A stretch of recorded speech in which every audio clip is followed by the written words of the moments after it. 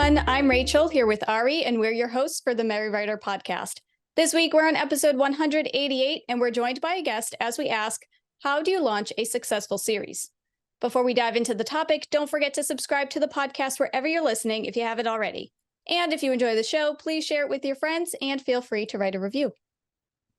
Now, please help us welcome back to the show author Helen Scheuerer. Thanks again for joining us on the podcast. Thanks so much for having me again. I'm thrilled to be talking to you guys again. I remember having a lot of fun last time. So yeah, excited to be here. Oh, thank you. We did too. It was a good episode. Before we go further, would you like to tell everyone why launching a successful series is a topic you wanted to discuss? Yeah, sure. So the last time I talked to you guys, we were talking about my debut nonfiction book, How to Write a Successful Series.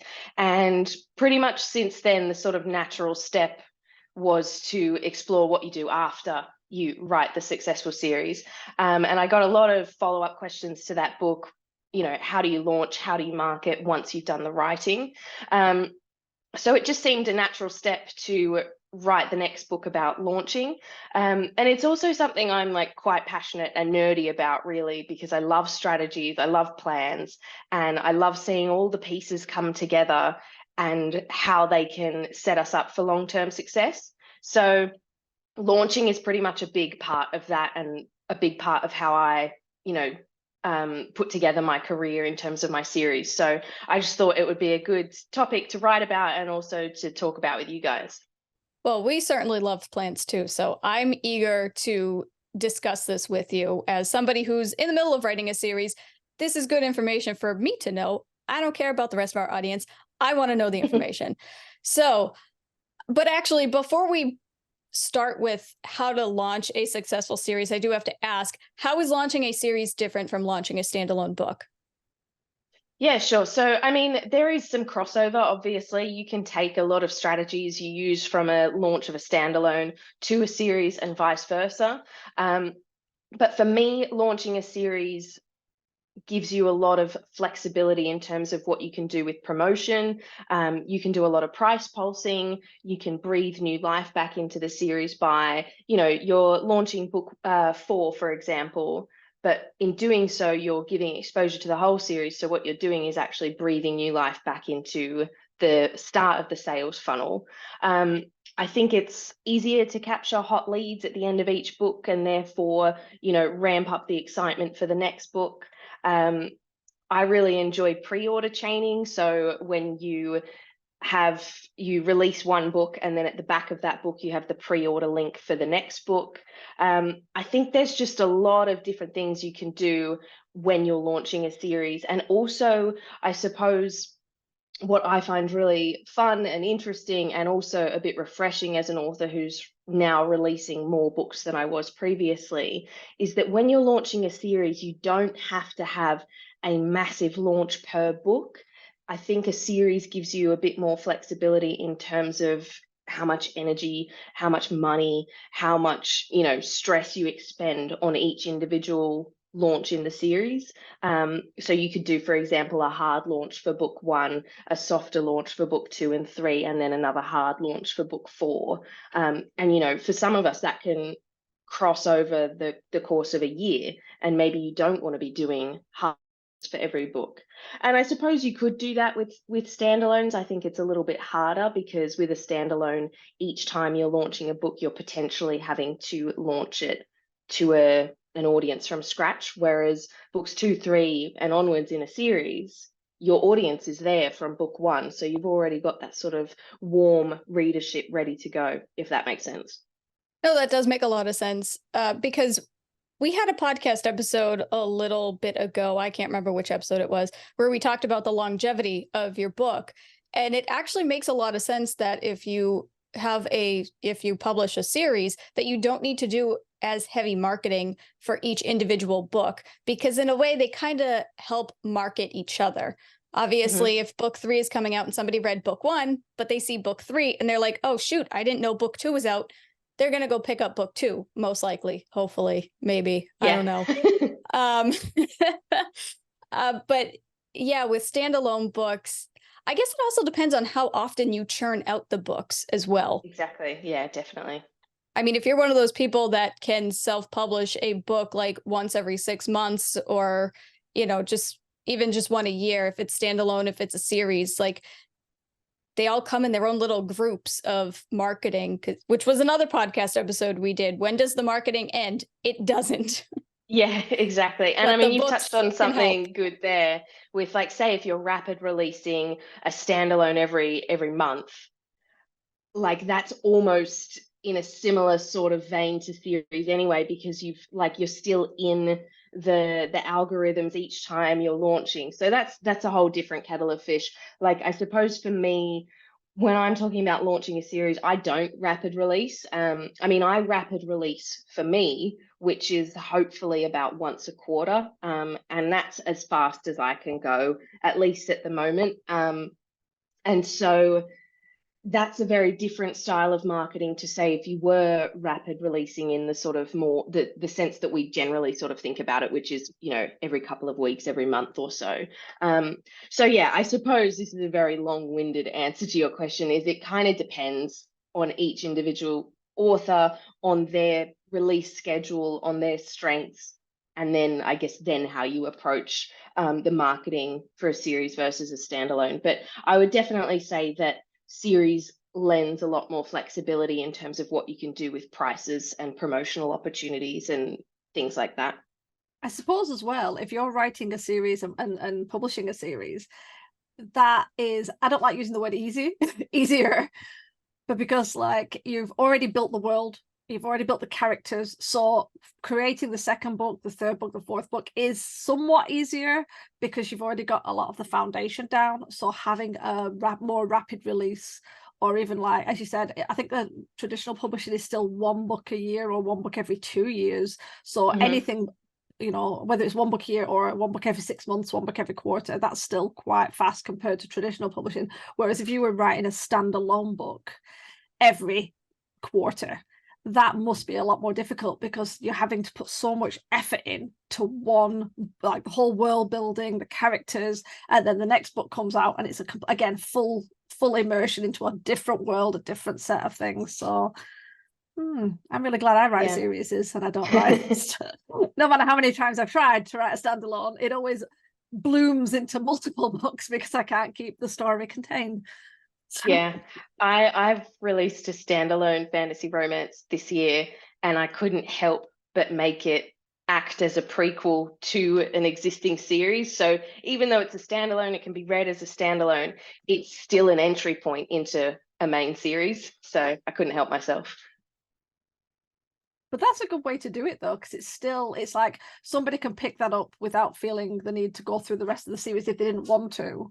And that's the book that's tied to other authors' books as well, isn't it? It's the series that's connected to that's other authors. Yeah, we're talking about Slaying the Shadow Prince, which is part of a multi-author series called Mortal Enemies to Monster Lovers.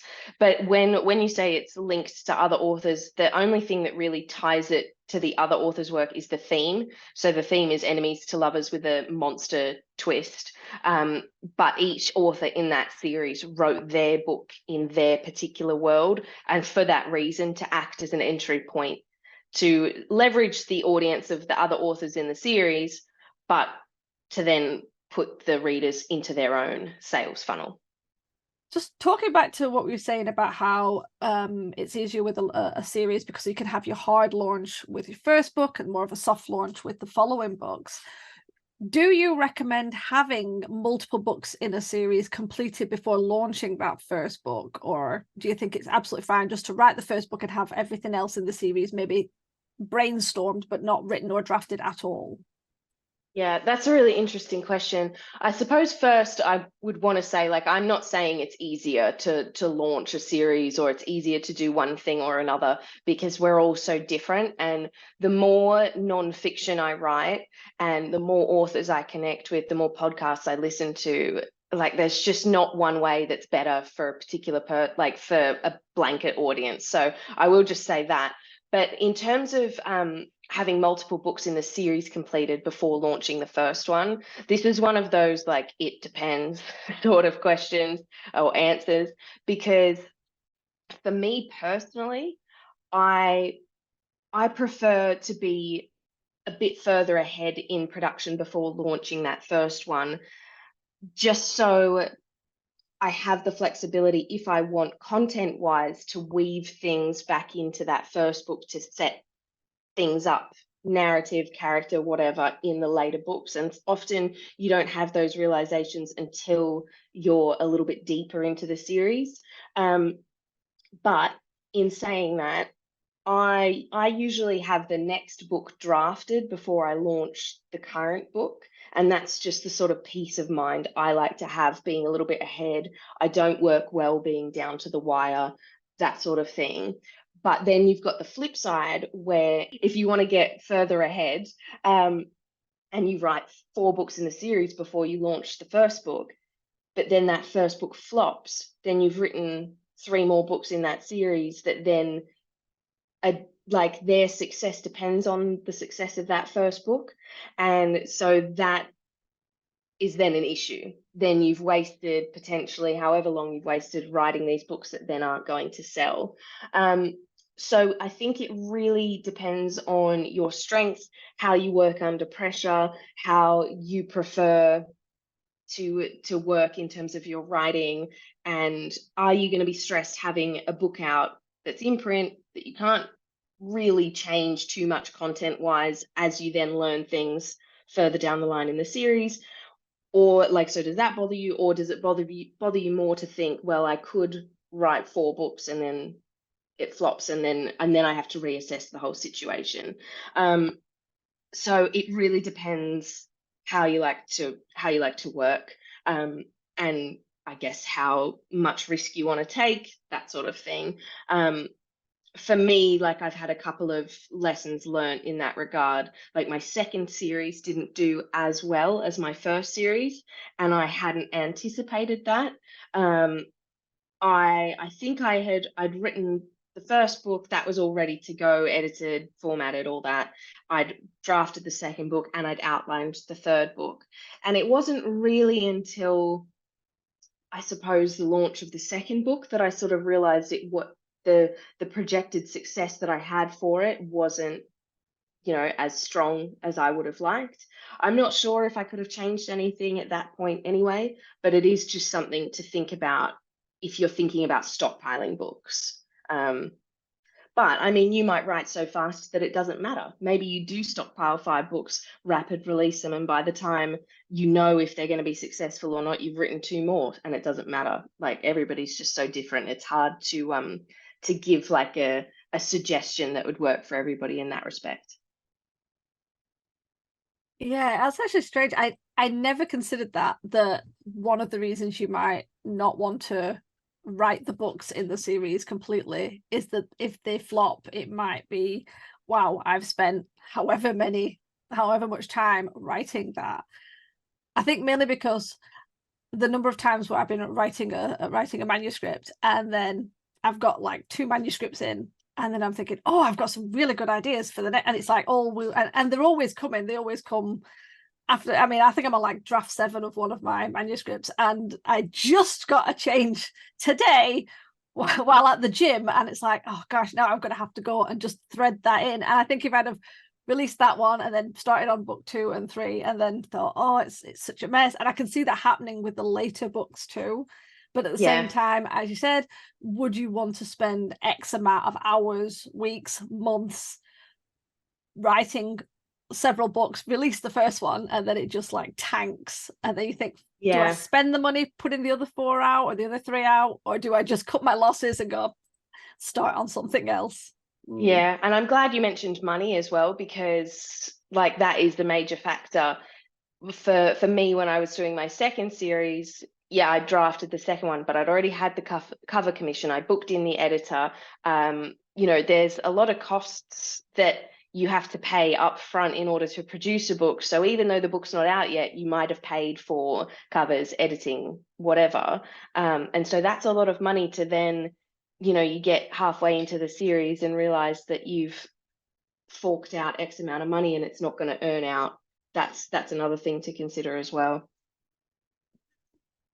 Yeah, really. It's like one big domino effect. It doesn't matter what you do or you don't do. It's just all going to snowball. And if you plan in advance, if it's successful, great. If it doesn't, well, then what do you do?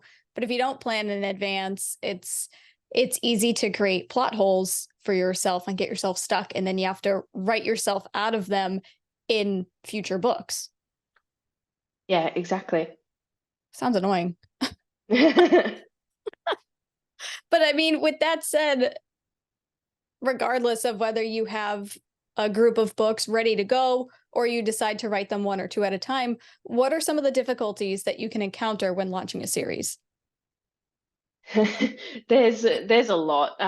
I've realized that every time I've launched a book in the last, say, 2 years or so, something has gone wrong. Where you know, if Amazon hasn't linked editions, if they're not selling the paperback for whatever reason, like there's just launching in general. There's so much that can go wrong, and I just sort of have come to the realization that something will go wrong on the day, and you've just got to deal with it, unfortunately. But I think in terms of a, you know, broader launching a series, I think, you know, some of the challenges can be facing the pressure to do well. And as we've just talked about, you know, if you've stockpiled, if you've put money into things, like you need the series to do well to earn out what you've put into it. So that's quite a lot of pressure to put on yourself and to put on a launch, because to a certain extent there, you know, there's a lot of like luck and timing and all that sort of stuff involved as well. I think also maintaining momentum across the launch of the series. So, you know, where it might be you as the author, you have fatigue, you know, 3 books in, you're kind of like, okay, I'd like this to be done now. Or if it's maintaining the momentum of sales, the marketing in between releases, that sort of thing. Like we sort of touched on already, like everybody's going to face different hurdles depending on their strengths, their weaknesses, how they planned their launches. Like maybe it's their first series launch and they're still in the trial and error phase, working out what works for them and what doesn't. For me, I think what I've found quite tricky is I'm often far ahead in production. So for example, right now, the current series that I have out, I've only got 1 book out in that series. The next book is due to come out in like just over a month. I've just sent book 3 to my beta readers, and next week I'm due to start outlining book 4. And that's all with just 1 book out. So I'm really still supposed to be promoting book 1. I'm gearing up for the launch of book 2, but I'm so far into the series itself, I find that like quite disconnecting. So I'm meant to be ramping up everything for book 2's launch, but my head is in book 4. And so I'm trying to remember what happens in book 2. I'm trying to, you know, get excited and blah, blah, blah. But mentally, I'm 2 books ahead of that. And that for me, I find very like disconnecting, especially when I'm trying to talk to readers. I'm trying to engage with my street team. And I'm also trying to remember what's in the book so I don't spoil it. And I don't, like, which book am I working on? I don't want to say something that happens in book 4 in a moment of like confusion. So that's something I find a little bit challenging, particularly with launches, is I'm supposed to be in hype mode for book 2. What's book 2 about? Because I'm too far down the line, if that makes sense. And also I think I'm in this stage where I'm constantly waiting for things to go wrong because the success for book 2 depends on the success of book 1, and the success of book 3 depends on 2 and 1. And so I'm constantly thinking about that sort of pressure and have I done things right, second guessing things. So I mean, that's my personal experience, particularly at the moment, because like today it's all fresh in my mind. I'm supposed to be dealing with my street team, my art campaigns, all that sort of stuff after I get off the phone to you guys. So that's all quite fresh in my mind. But yeah, I think that's for me, but everybody will find something different that they find challenging. So yeah, another one of those, it depends. Well, do you find that you've had different challenges and difficulties with this series as opposed to your other series? Like, Yeah, does it definitely. it just Definitely. And I changes with think, each thing? yeah, absolutely. And it's a weird one because each series that I've launched so far has had an incredibly different release strategy. So I talk about this in the new nonfiction book, How to Launch a Successful Series. I do 3 case studies, so a case study for each one of the series that I've released. The Oremere Chronicles, which was my first series, was very different because A, super different time in publishing, but B, I only released 1 book a year, and I launched them at 99 cents for a short period of time. Each book was 99 cents for that, initial burst. I live launched them, so there was no pre-order. It was you hit publish and it's out. With Curse of the Cyren Queen, which is my second series, I sort of reflected on that, and I was at a stage where I was writing full time. So I was releasing 2 books a year then. And I wanted to utilize pre-order chaining. So, at the back of the first book, I have the link to the second book. And then when the second book comes out, I have the link to the third book at the back of that, and so forth. And also I'd started to learn a lot more about my process and what stressed me out and what didn't. And the live launching thing is stressful because you can't schedule things in advance. You need to hit publish and then tell everybody, whereas I much prefer to be able to schedule, to be able to plan, to be able to send links to people in advance so I know when posts are going live and all that sort of stuff. And I also, for Curse of the Cyren Queen, didn't have a discount launch. It was launched at full price. And then for Legends of Thezmarr, which is the series, the current series that I'm on, it was all very different again. So each series definitely had its own challenges. With Oremere Chronicles, because I was releasing 1 a year, I had the issue of writing, publishing, and then realizing, oh, I wish I had have put this in the book to then link to this thing. Particularly with the third book in that series, I had to wade through a big plot hole that I hadn't foreseen, which was really frustrating. With Curse of the Cyren Queen, the issue was that I had anticipated it doing much better than it actually did. And I had committed from the start to a 4-book series. So I had to come to terms with that. And with Blood and Steel, which is the first book in the Legends of Thezmarr, I had tried to assess my production costs and streamline a lot of things. So there were changes with that series. Like I changed editors, I changed cover designers, and so there were a lot of like teething problems that I hadn't foreseen, that luckily I'd put buffer time in case things went wrong, but I still found it really stressful that things weren't going as smoothly as I had anticipated. So those are some of, like, each series had a different problem in terms of the launching and worrying about timelines and all that sort of stuff. But and I anticipate that will happen with every series. There's always going to be a new learning curve, maybe a new platform to learn.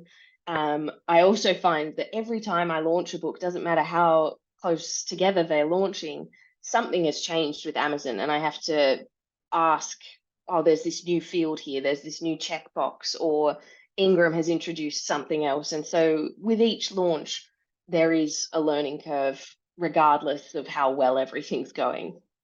Just going back actually to what you said when you were talking about how with your series and you're working on book 3, book 2 was coming out, book 1 is out, and you're trying to make sure that you're in the right headspace when you're talking about each one so you don't reveal something. That is something, again, I had never considered, and I suppose it must be even harder because, like, when you bring out your first series, it's your first series, so you only have to worry about that set of books. And then obviously the second series, you've got that set and the original set of books, and then now you've got 3 series. And as much as obviously you're going to have to give your priority to the new one coming out, there is still that kind of, reminding people of the other 2 series that you've got out. That's a lot to juggle.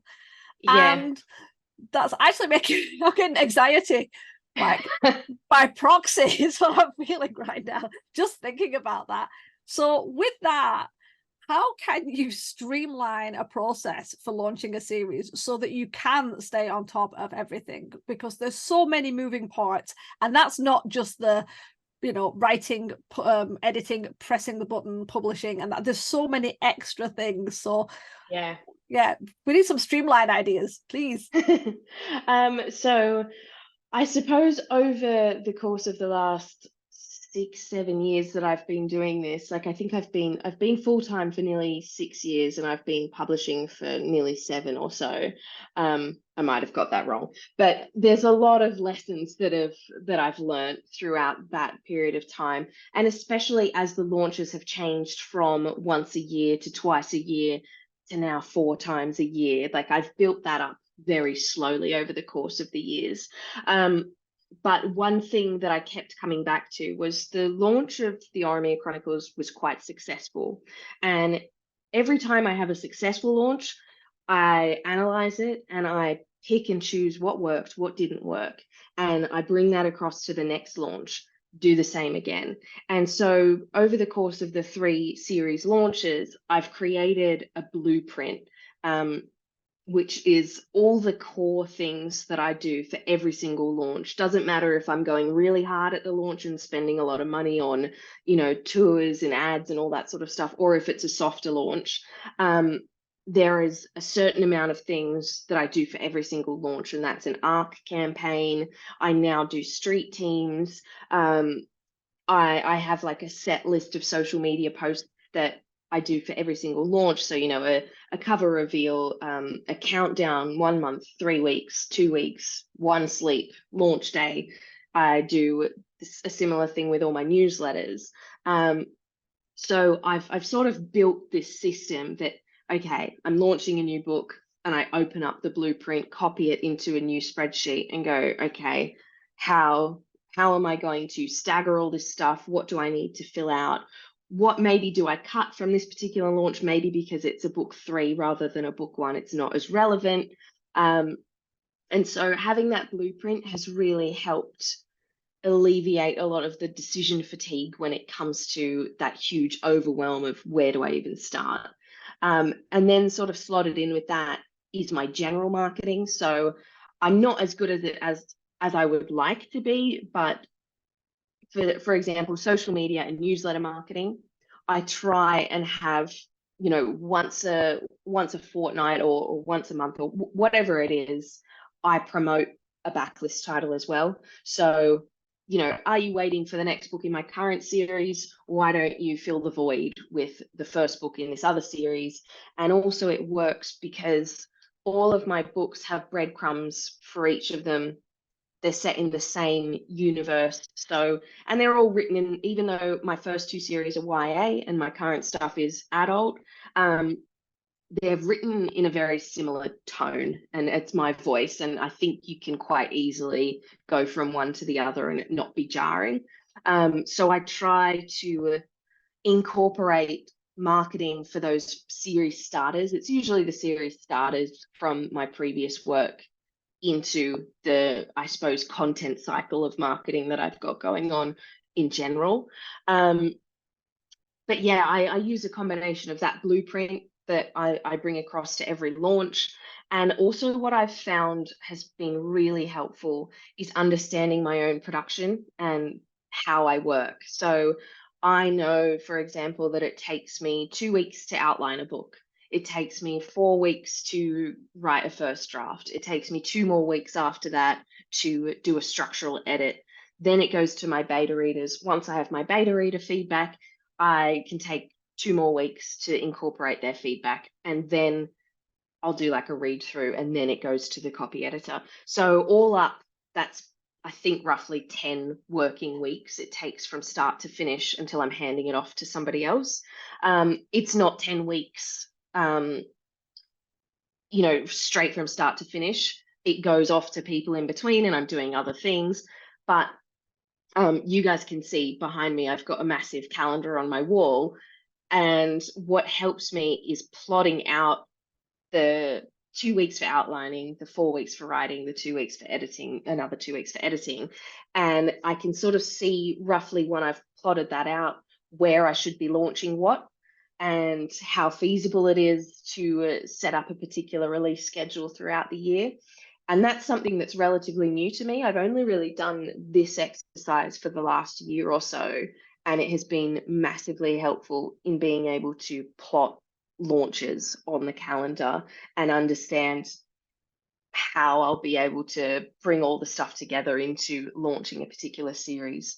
So yeah, I think I also like buffer in a lot of time. So as you guys know, I've just recently had 2 weeks off being sick, and I was able to do that because I was very begrudgingly doing that, but I was able to do that because I had allowed for time in case things had gone wrong, for instance. So that's really important as well. I'm not sure if that answers your question, but that's what I do. No, it does. It does. I have to say, when you came on and your video kicked in, and then we saw all the calendars and the things on the wall, it was very intimidating. It's like, oh, this is how you've managed to write all those series. It's like, that is there's so much color and light, you know, everything's blocked out. It's very organized. I love the color. Love the color coding. Yeah, I think it's a different color for each book, and then a different color for launch days, and a different color for marketing weeks, and that sort of thing. But my brain needs that. If I didn't have that on the wall, I would find life very difficult, I think. But there's some people who would look at that and go, "Oh my God, all my creativity is just like zapped because that's too rigid." Whereas I really thrive off like the routine and the structure and all that sort of nerdy stuff. No, see, that's something that I need because your calendar looks very satisfying to me. Well, that's this year's one. I only just hung up next year's one, gosh. sorry, and it's blank. And No, see, that looks stressing exciting. me out. No, but like new things are coming. Yeah, they're not there exactly. yet, but they're coming. That's great. Yeah. Yeah, wow, you really found your rhythm and you rolled with it. That's fantastic. Good for you. Yeah. My gosh. Thanks. Yeah, and I would say like that is probably one of the biggest lessons I've learned is finding what works for you, because this won't work for everybody. And some people might actually find it like detrimental, but for me that has definitely allowed me, and I think you can see it in how I've increased production from 2017 when my first book launched to what are we in 2023 now. I had 1 book in 2017 and I've got 4 books in 2023, and it's through learning how long it takes me to do certain things. It's been through learning not just how long it takes, but what is the best environment for me. Like I know, like if you're into Clifton Strengths, I'm #1 focus. So any distractions, that's bad for me. But also I can't do multiple like projects at once, which I've tried to do in the past. It's even so like rigid as when I'm drafting, that's all I'm doing. I'm not, doing marketing here or there. Like obviously there's the odd task that you can't not do, but if I'm drafting, that is the solid focus. And that's how I know it takes me 4 weeks. It takes me 4 solid weeks to write, whether it's 90K, 100 and whatever K. I know that's how long it takes me because that's all I'm doing. So I've learned that over the last year or so, and really tried to optimize where I do things well and how I can improve. See, that's my issue, is that I do work on multiple projects at once because I have so many ideas, and I start on one thing and then I get an idea for another. And then I'm like, well, this sounds more exciting than this thing that I started 2 weeks ago. So let's move on to this next thing. And then it snowballs and it's awful. But yeah, I'm glad that you have it down pat for yourself. Yeah, I mean, there's always more to learn. So, I mean, I might talk to you guys next year and be like, guess what? I've learned that I'm doing things totally wrong. And if I do it this way, I can write 8 books. But, we'll see. You never know. You never know. But Yeah. with that said, once you have like all of your production and you have that figured out, what are some marketing tips you would recommend for launching a series? Yeah, so this has been a massive lesson I've learned in the last year or two, is that a lot of the marketing stuff happens before you even write the book. And that is through, your market research, understanding your comp titles, understanding the reader expectations in your genre, and then baking those into the book itself and baking it into the series. Like how you structure the series depends on what the reader expectations are in that particular genre. So understanding all that stuff and putting it into the book itself then makes marketing so much easier down the line. So that is something I didn't do with my first series at all. And luckily that series did well anyway, but looking back, that was quite lucky. I read a lot in that genre naturally, and I think a lot of us sort of think, well, I've read, 100 books in YA fantasy or whatever the genre is, so I just know.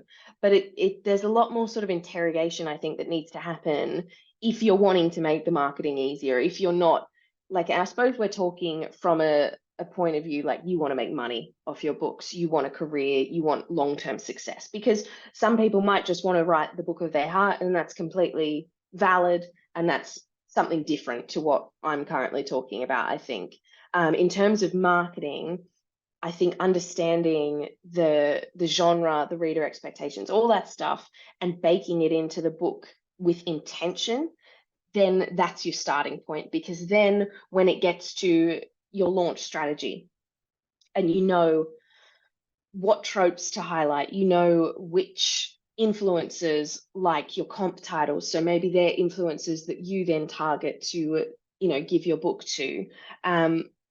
You understand the space a lot more. You have a list of comp titles that you've read, you've understood, you know how they link to your book, and therefore you can target them with advertising. You can see who's reviewing those titles and do they want to review your title.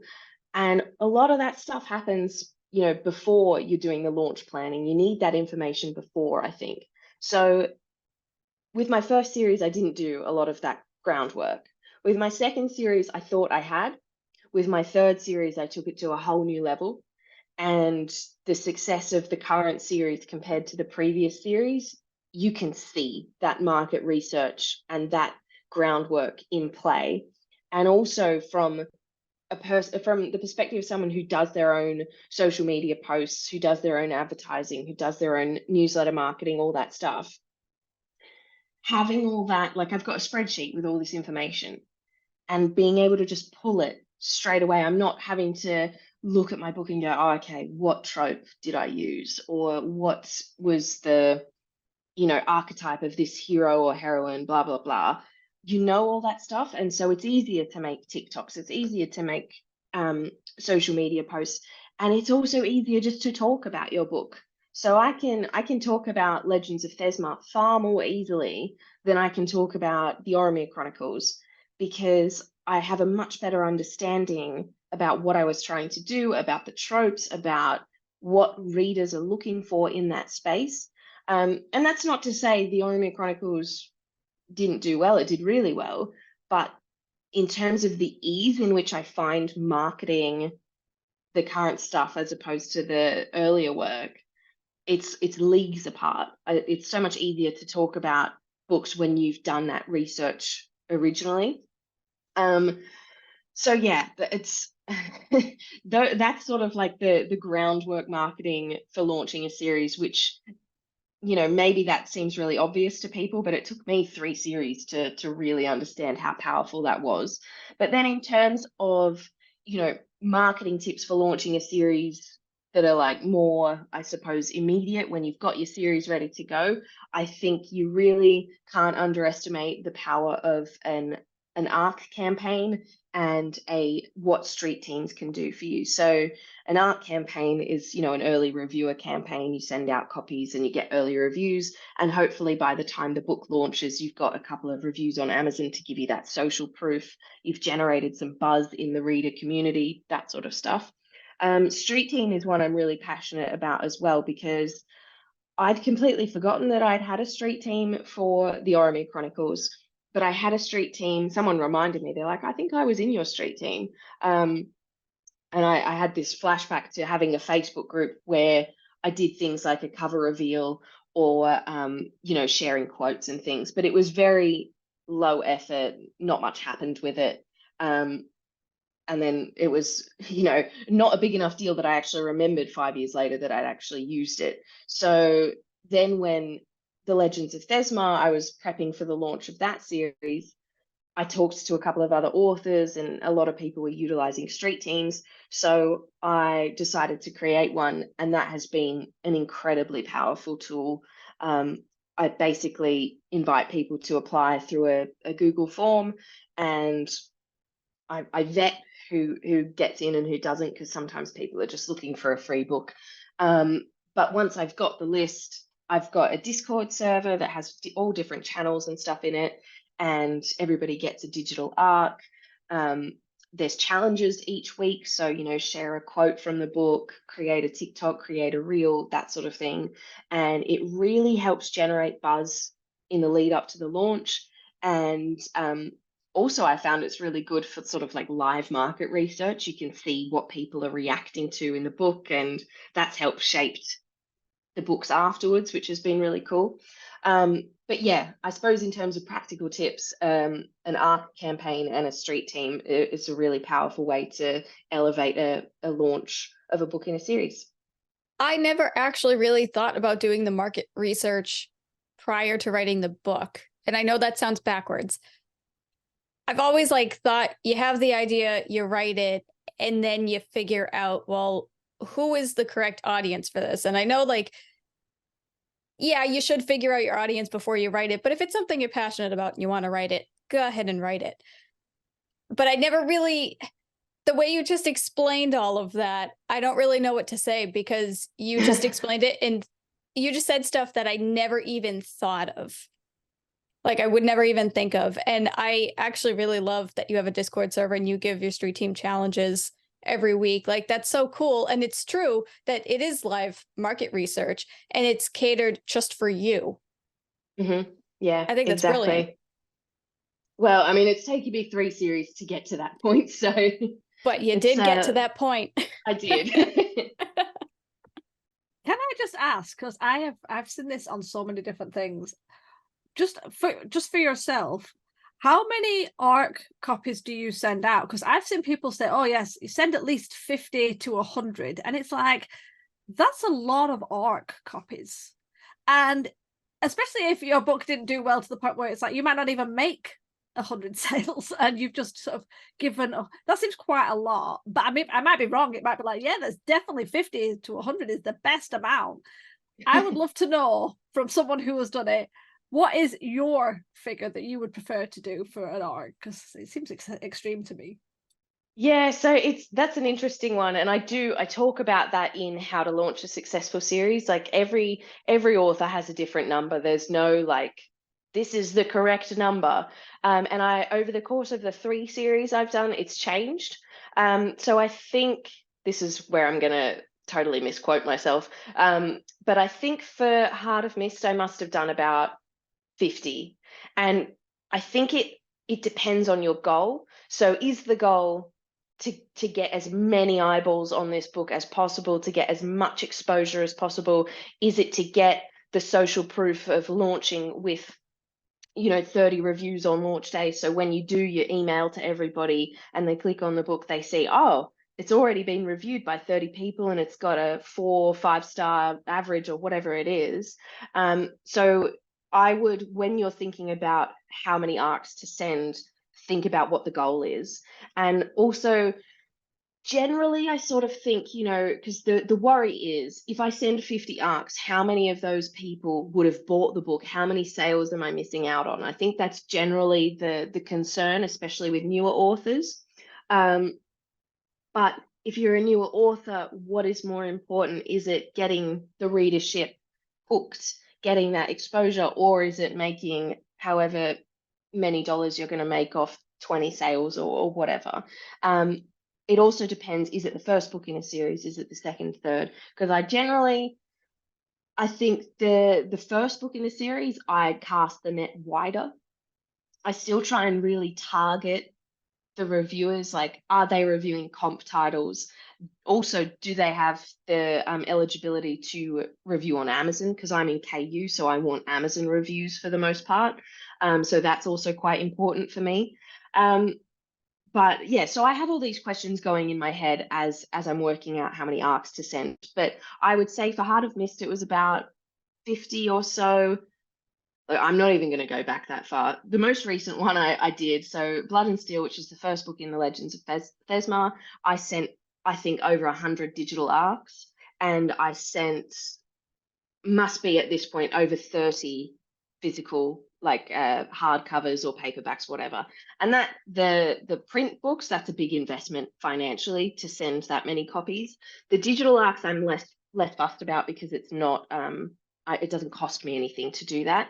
And my thinking was, it's the first book in a new series, and for me also it was the first book in a new subgenre. So it was fantasy, romantic fantasy / fantasy romance, and it was adult. So it was a shift from my previous work, and so I wasn't sure that I was going to bring the readership across that I had built into that. And I'm sure I lost people along the way, which is fine.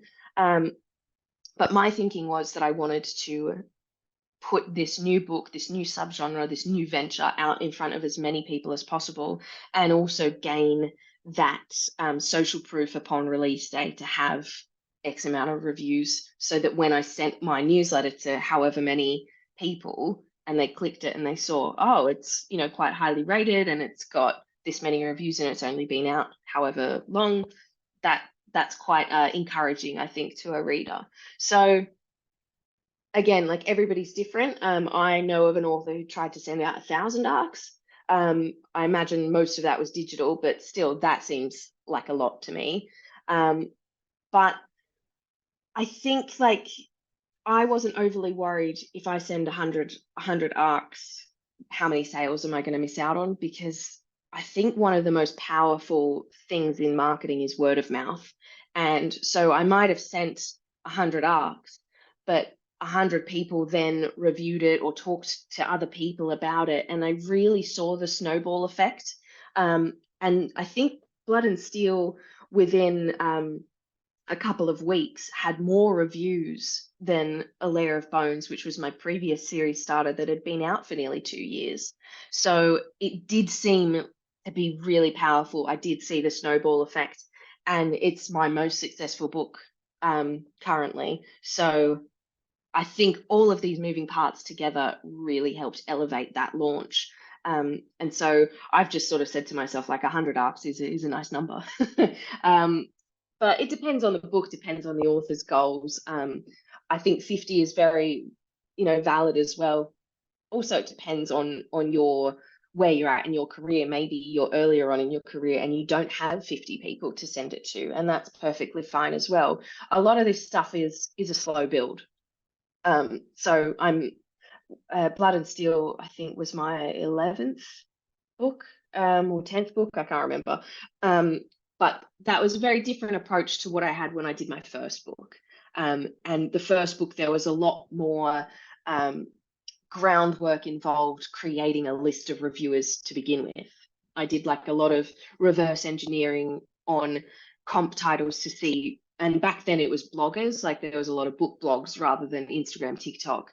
And so I did a lot of searching, manual searching for who's reviewing, say, this comp title, putting their details in a spreadsheet. And by the end, I must have had 50 to 100 people, contacted them, and out of those, maybe half of them then accepted an arc, and out of those, then a certain percentage actually reviewed. That's another thing. You can send 100, but you won't get 100 reviews. There's always a certain percentage that don't follow through, which is to be expected.